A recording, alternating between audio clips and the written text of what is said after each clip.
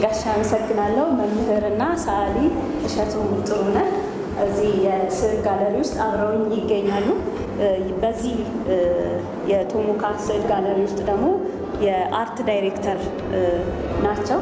እስቲ የተመረጡ ስዕሎች አሉ። እነዛ ስዕሎች ላይ ቆይታ እናደርጋለን። ከዛ በፊት ግን ስያሜ አለው። ስያሜው ሀገርና መልክ ይላል። እሱ ላይ ትንሽ ቢሉኝ ደስ ይለኛል። ሀገርና መልክ በሰውም በመሬትም በአየርም በሁሉም ነገሮች አንድ ሀገር የራሱ የሆነ መልክ አለው። አንድ የሚታይ አንድ የማይታይ መልክ ሲባል መሬቱ መልክ አለው። ሁለተኛ አካባቢው መልክ አለው። ስርዓቱ፣ ባህሉ መልክ አለው። እንግዲህ ስልጣኔውም መልክ አለው። እነዚህ ሁሉ ሀገርን ያለ መልክ መልክም ያለ ሀገር የለም ማለት ይቻላል። እኔና አንቺ አሁን ጸይሞች ወይም ቀይ ነው የምንባለው በንጽጽር፣ ለውጭው ግን ጥቁር ነው የምንባለው። ራሳችን በራሳችን ኢትዮጵያዊ አፍሪካዊ ብለን ነው የምናስበው። ስለዚህ መልካችን በራሱ ይጠላል። ስለዚህ ይሄንን ነገር በውስጥ ሆነሽ ደግሞ ስታውቂው ከየትኛው ልጀምርልሽ? እነዚህ ጠቅላላ የሚታወቁ ልጆች ናቸው። በተለይ እዚህ ስዕል ላይ ስንመጣ ተንተረሩ ወጣ ገባው ምናምኑ ስታየው ማዶ ለማዶ ርቀቱን ይሉ እዛ ድረስ ዛኛው ጫፍ 1 2 3 4 5 6 ተራሮች ማዶ ለማዶ ይታያሉ። እና ይሄ መልክ ዝም ብሎ የመጣ አይደለም፣ እግዚአብሔር በተፈጥሮ ያደለን ነው። ይሄንን ነው መልካችን የምንለው። ወይ አገሬ ወንዙ፣ ወይ አገሬ ተራራው የምንለው ብዙ ይዘፈንለታል። እና አገር ደግሞ ያለ ሰው መልክ የለውም። ሄኖክ ታደሰ ደገኛ ነው፣ ወደ ቡልጋ ሄዶ የሰራው ነው። ነገር ግን ሶማሊያ ሀገር ያለ ሰዓሊ ቢኖር ደግሞ አካባቢውን ከነ ቦታው ከነ ሜዳው ከነ ሙቀቱ ከነ ከብቶቹ ወይም ደግሞ ግመሉ ፍየሉ ምን አድርጎ ይሰራል። እያንዳንዱ ሰዓሊ የዛ አካባቢ አንጸባራቂ ነው እና ጥበብ ከምንም አይነሳም፣ ከተፈጥሮ ነው። ይሄንን ለማለት ነው። እዚህ ጋር ደግሞ ከተመረጡ ስዕሎች አንዱ የሚታይ ውሃማ ቦታ ነው። አዎ የውሃ ነገር መቼም ሰፊ ነው። ውሃ ኢትዮጵያን በጣም ከታደልነው አንዱ ትልቁ ነገር አንዱ መልካችን ውሃችን ነው። ወደ እኛ የሚፈስ የለም፣ ወደ ውጭ የሚፈስ እንጂ እና ከቀላል ትንሽ ቦታ ነው የሚነሳው። ይሄ ልጅ እዚሁ አዲስ አበባ ተወልዶ ያደገ ነው እና ቀበና አካባቢ ነው የሰራው። እዛ ጋር ቅድም ሁለት አባቶች ሲከራከሩባት የነበረች የአብነት ስዕል አለች። እሷን ሶስተኛዋን ስዕል እያየን ደግሞ ቆይታ እናድርግ። ወደዛ ነው።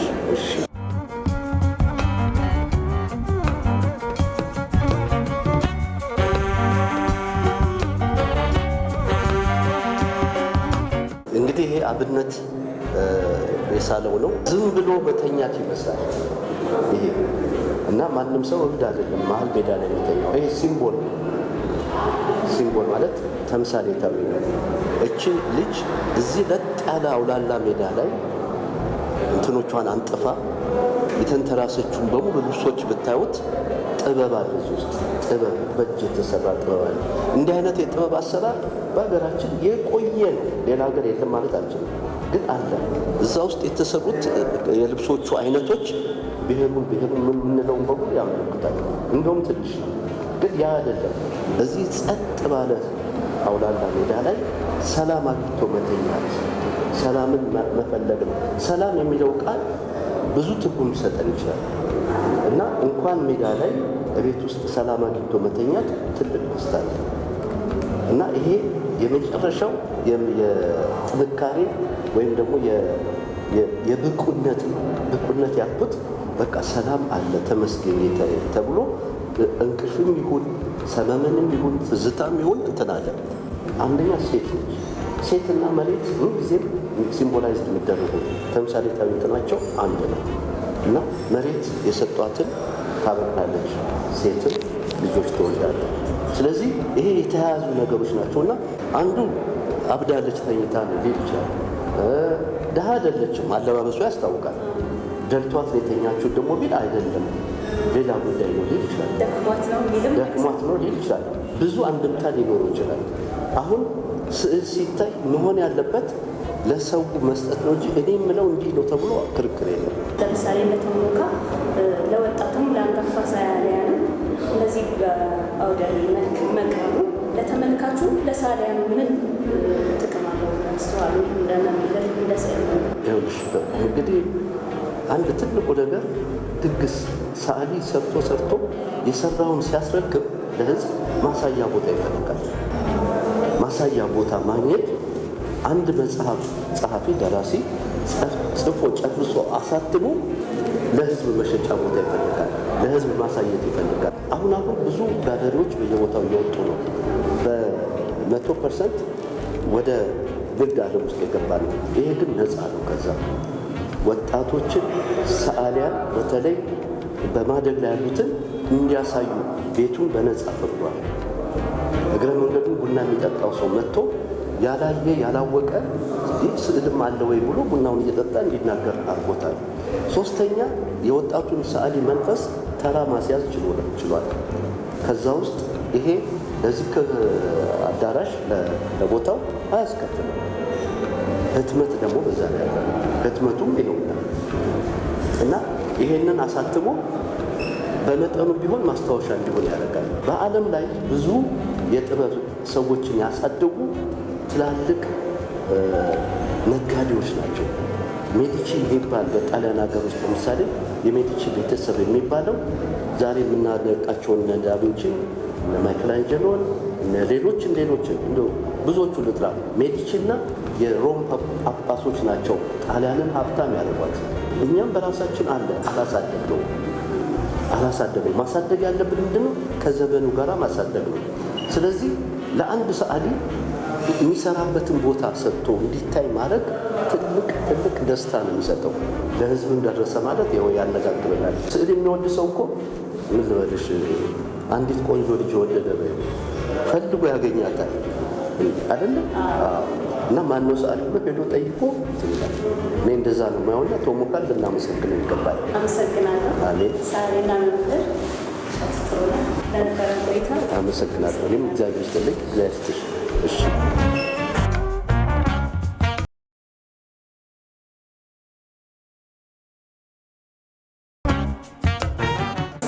ታዲያስ ሰላም ነሽ? አወቀ እባላለሁ። እሺ አወቀ፣ እዚህ ቶሞካ ቡና ደንበኛ ነህ ወይስ ቋሚ ደንበኛ? ስለዚህ ስለ ስዕሎች ብዙ ታውቃለህ? አዎ በደንብ ኤቭሪዴይ። እንዴት አገኘኸው የ34ኛው የቶሞካ ታዲያ? ሞርኒንግ ላይ መተን ቡና የጠጣሽ የሀገርሽን ልጆች ስዕል አይተሽ እሱን ማግኘት እሱ ፋሲሊቲ ማግኘት በጣም ቆንጆ ነው። ስዕሎቹን እንዴት አያቸው? ኤቭሪዴይ የምናየው ይሄ ውጪ ፔንት አድርገው የሚሸጡልን በጣም ኤክስፔንሲቭ፣ እዚህ ግን የሀገራችን ልጆች የሚስሉት የብዙ የኢትዮጵያን መልክዓ ምድሮች ካልቸራችንን የሚያሳዩ ትልልቅ ስዕሎች ብዙ ሰዓሊዎች አሉ እና እነሱን የሚያበረታታ ነው። ደስ የሚል ቦታ ነው ለእኔ በጣም። ስዕል ትወዳለህ?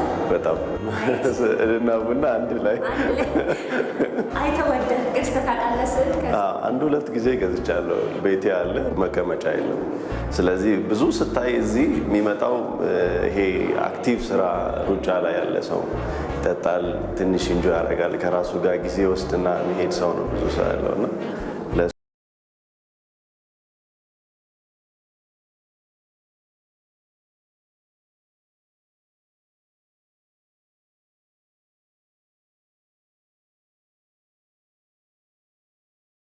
ሳሙኤል መኮንን ይባላል። ስዕሎቹ ልዩ ስሜቶች አሏቸው። ልጅነትን የሚያስታውሱ አሉ። ያሳለፍነውን ኢትዮጵያዊነትን ይገልጻል። እያንዳንዳቸው ብዙ ጊዜ የተለያዩ ስዕሎችና ቀርበው አይቻለሁ። ሁሉም ራሳቸውን የቻለ እኛነታችን የሚገልጽ ነው በአብዛኛው የማየው። አሁን እቺ የሱቅ ስዕል ብዙ ጊዜ በልጅነት የተላክንባትን ሱቅ ትመስላለች። እየሮጥን ብዙ ነገር የገዛንበት፣ ብስኩቶች የገዛንበት ወደ ልጅነት ጊዜ የምትመልስ ስዕል ነች። ሌሎቹም በቃ በቤተሰብ ውስጥ ያሳለፍነውን ሀገራችንን ከዚህ በፊት የነበሩትን ፒክቸሮች መልሰው ትውስታ የሚቀሰቅሱ ናቸው ብዙዎቹ።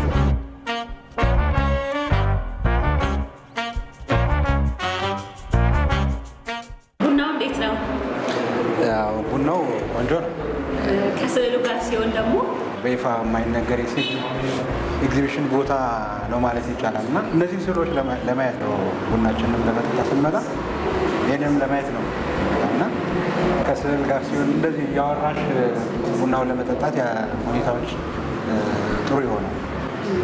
በቅድሚያ ወደ ጥያቄ የገባው ስሞትን ሳልጠይቅ ስሞትም አለበት። ስሜ ሽመልስ ብሮ እባላለሁ።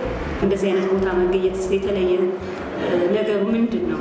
ምን መልዕክት ሊያስተላልፍ ነው አሁን ያመጣው የሚለውን ነገር በተለይ ጓደኛ ያለ አቶ ብዬ ይባላልና እንነጋገርባቸው። እያንዳንዷን ስዕል እዚህ ከመጣን በተለይ አዲስ ለረጅም ጊዜ ይቆያሉ። 1 ወር 2 ወር ብዙ ጊዜ ከ2 ወር በላይ ይቆያሉ እና ግን ሁል ጊዜ ስንመጣ እንነጋገርባቸዋለን። ምን ለማለት ፈልጎ መንገድ ሄዳ ረጅም መንገድ ሄዳ የደከማት ሴት ናት ወይ ደግሞ በሰዎች ጥቃት የሆነ ጥቃት በሴትነቷ የደረሰ ጥቃት አግኝቷት ለማረፍ የተኛች ሴት ናት ብዙ እንድትመራመሪ ያደርጋልና አሁን ይሄ ስዕል ለእኔ የተለየ ስሜት ይፈጥርብኛል። ከሌሎቹ አንጻር ሲታይ ሁሉም የራሳቸው መልእክት አላቸው።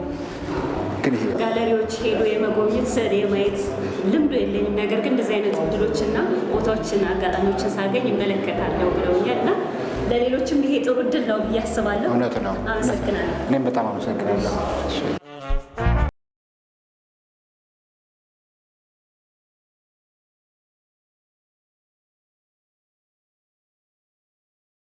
ሀገርና መልክ በተሰኘ የስዕል አውደ ርዕይ ላይ ስራዎቻቸውን ይዘው ከቀረቡት የስዕል ባለሙያዎች መካከል አብነት ስንታየው አንዱ ነው።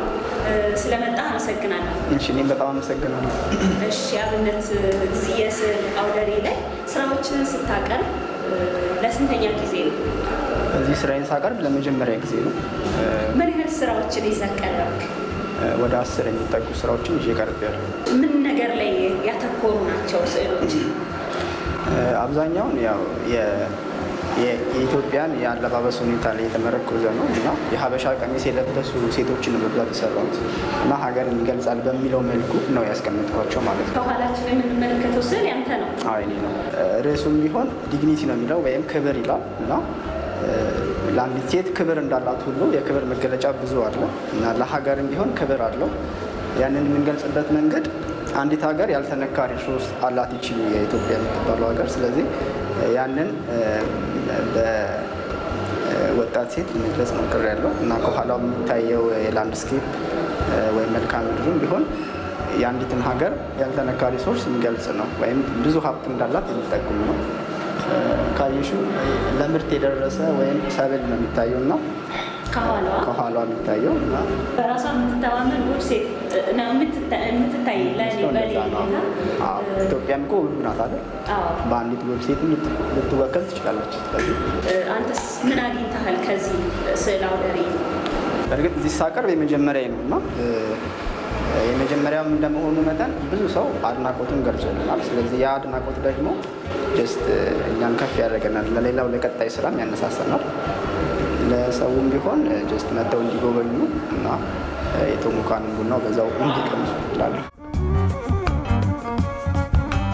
ከአስሩ ስራዎች መካከል የተወሰኑትን ይሄኛው የመጀመሪያ ነው። ርዕሱም እንደሚለው ቢዩቲ ኦፍ ዩኒቲ ይላል። ውበትን በአንድነት የሚለው የርዕሱ። በተጨማሪ ደግሞ የተለያዩ ክሮች፣ ጥለቶች ይታዩናል። እነዛ አንድ ላይ ውበታቸው እንዴት ውበቱን በደንብ ይገልጻል እና መስማማታቸውንም ደግሞ ደስ ከማህበረሰቡ አኳያ በደንብ ሊገልጽ ይችላል ማለት ነው። እርስ በርስ የታሳሰሩ ናቸው። የሀበሻ ቀሚስ የኢትዮጵያ ልብስ አንዱ መገለጫ ነው። ስለዚህ በአብዛኛው እነሱን ሰርቻለሁ። ይሄንንም ብታዩ በሀሳብ የተዋጠች ቡና አስቀምጣ የምትታይ ሴት ናት እና የኢትዮጵያን ባህል ይገልጻል ብዬ ያሰብኩበትን መንገድ ነው የሰራሁት። እነዚህንም ተመሳሳይ ናቸው አብዛኞቹ።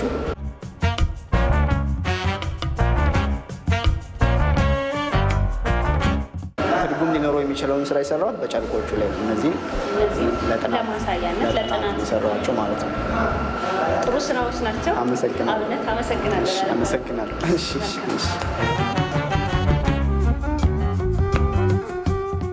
ሰዓሊ ዳዊት አበባው እንኳን ደህና መጣ። እንኳን ደህና ቆየሽ። እሺ፣ ምን ይዘህ ቀረብክ? የሙሉ ጊዜ ሰዓሊ ነኝ። እዚህ ኤግዚቢሽን ላይ ይዤ የቀረብኩት አብዛኛዎቹ ከተማ ላይ አሁን የዕለት ተዕለት እንቅስቃሴ በማድረግበት ሰዓት የማያቸውን አዲስ አበባ ውስጥ የማያቸውን የከተማውን ገጽታ ለማሳየት ነው የሞከርኩት። ምን ያህል የስዕል ስራዎች ይዘህ መጣ? አጠቃላይ 25 ናቸው። እንዳልኩሽ አብዛኞቹ የከተማችንን የዕለት ተዕለት ኑሮ የማያቸውን ኢንስፓየር ያደረጉኝ ቦታዎች በስዕል ለመግለጽ ነው የሞከርኩት። አዲስ አበባ ከተማ ውስጥ አሉ የተለያዩ ቤቶች አሉ፣ እንደዚህ መንገድ ዳር የሚሰሩ ቤቶች። አንዳንድ መንደሮች ውስጥ ይሄ ኢኮኖሚካሊ ወረድ ያሉ ቦታ ተብሎ የሚታሰቡት ጋር ቆየት ያሉ ቤቶች ሰፈሮች አሉ እና እነሱን አይቼ ኢንስፓየር የሆንኩት እና የሰውንም አኗኗር አንድ ላይ ያላቸውን ሶሻል ላይፉንም ለመግለጽ ነው በዚህ ስዕል የሞከርኩት። ስዕሎችን ካመጣ በኋላ ምን አተረፍክ? አሁን ባሉት ቀናት በታዩት ቀናት ውስጥ ምን አገኘህ? አንደኛ የሰው ምላሽ አይተው የሰጡኝ ኦዲየንሱ የሰጠኝ አስተያየት በጣም ደስ የሚል ነው። ገንቢ የሆነ አስተያየት ተሰጥቶኛል። እሱ ብቻ አስደሳች ነው ማለት ስራሽን ሰርተሽ ሰው ሳይልሽ እና ኮሜንት ሲሰጥሽ ያ ነገር ስቦታል ማለት ነው።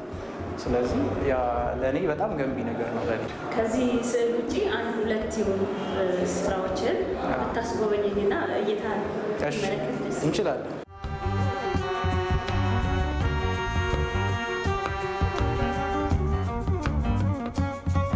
ሌላኛው ስራዬ ቢዩቲ ኦፍ ዘ ናይት ይላል። ይሄ የምሽት ውበትን ለመግለጽ ነው። አዲስ አበባ ውስጥ የምናያቸው አንዳንድ ቦታዎች የሚያምር ቢጫ ብርሃን ከሱቆች ውስጥ ወጥቶ ውጪ ላይ መሬቱ ላይ ሲያርፍ የሚፈጥርብን ደስ የሚል ውበት አለና እሱንም ለማሳየት ነው። እንደገና ውሾች አይጠፉም። እዛ አካባቢ ካያችሁ ዳር ዳር ላይ የተቀመጡ ውሾች አይጠፉም። አንድ ላይ ከሰል መሸጫው ከሰልም አንድ ላይ የሚሸጥበት ቦታ አለ እና እነዚህ አንድ ላይ የከተማዋ አንድ ውበት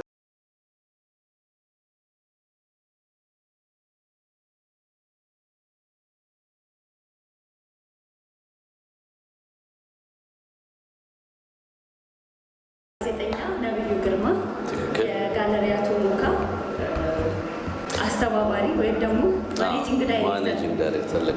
እሺ፣ የዚህ የስዕል ጋለሪ ዓላማው ምንድን ነው? እንዴት ተጀመረ? ወንደሰን ይባላል የቶሞካ ባለቤትና ለስዕል የተለየ ፍቅር አለው። ምናልባት ሰዓሊ ያለመሆኑ ራሱ ይገርመኛል። በጣም ፓሽኔት ነው። ስዕል አይሸጥም ቶሞካ። ግን ወጣት ልጆች ቦታ ያጡ ስራዎቻቸውን እየሰሩ ግን ማሳየት ያልቻሉ እነሱን ልጆች በደንብ ፕሮሞት ማድረግ፣ ወጣቶቹ ላይ መስራት፣ ስፔስ መስጠት። በዚህ 10 ዓመት ውስጥ ለ34ኛ ጊዜ ጋለሪ እና ከቀደሙት የአሁኑ በምን ይለያል? ምንስ ለውጥ ታየ?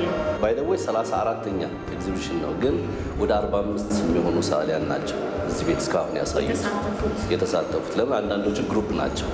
ለምሳሌ አሁን 3 ናቸው። ሌላው እንግዲህ እያንዳንዱ የስዕል ትርኢት ርዕስ አለ፣ ሀገርና መልክ። ስለዚህ አንዱ ደግሞ እያንዳንዱ ኤግዚቢሽን የራሱ መልክ አለው፣ የራሱ ስያሜ አለው፣ የራሱ ቀለም አለው።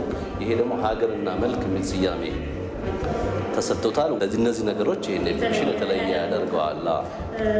እያቀሰቀስኩብን ቡና እየጠጣ ለዚህ ሻይ ቡና ያለ ለሚጠቀመው ስዕልን መመልከት የስዕል አፍቃሪ ለሆነ ሰው እንደገና ደግሞ እንደዚህ የንግድ ተቋማት የራሳቸውን አገልግሎት የሚሰጡ ተቋማትን ምን ትላለህ? እንግዲህ ቶሞካ 70 ዓመት የሞላው ብቻውን አይደለም፣ በደንበኞቹ ነው አይደለም። ደንበኞቹ ባይኖሩ 70 ዓመት ሊሞላው አይችልም። ስለዚህ ተቋማት እንዲህ እያፈሩ እያደጉ ሲሄዱ ለደንበኛቸው ለከስተመራቸው ደግሞ ነገር ማድረግ አለባቸው። በጣም ነው የማመሰግነው። እኔም አመሰግናለሁ። ዛሬ በጉዞዬ የነበረኝ ቆይታ ይህን ይመስል ነበር። ሳምንት በሌላ ቦታ ጉዞ ላይ እንገናኛለን። መልካም ጊዜ።